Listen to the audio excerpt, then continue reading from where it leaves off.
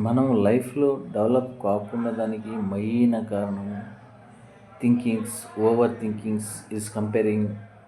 ఇట్లా వేరే వాళ్ళ గురించి మనం ఆలోచించేది విడిచిపెట్టి మన స్కిల్స్కి మన స్కిల్స్కి మన కర్తవ్యానికి మన కెపాసిటీకి ఏది సూట్ అవుతుందో అది చేసుకుంటా పోతా ఉండడమే.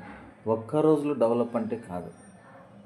మనము స్టెప్ ఒక్క రోజులో మేడ కడితే ఉంటుందా? కూలిపోదు. మనం స్టెప్ ఎక్కుకుంటా పోతా ఉండాలి.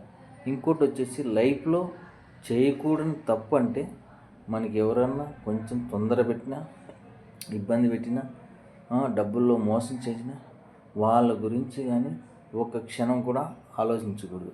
నీ పని ఏదో నువ్వు చేసుకొని పోతాండి, దాన్ని రికవరింగ్ చేసుకుంటూ పోతా ఉండవు. రేపటి నాడు వాడే నీ దగ్గరికి వచ్చి సలాం కొట్టే పొజిషన్ వస్తుంది.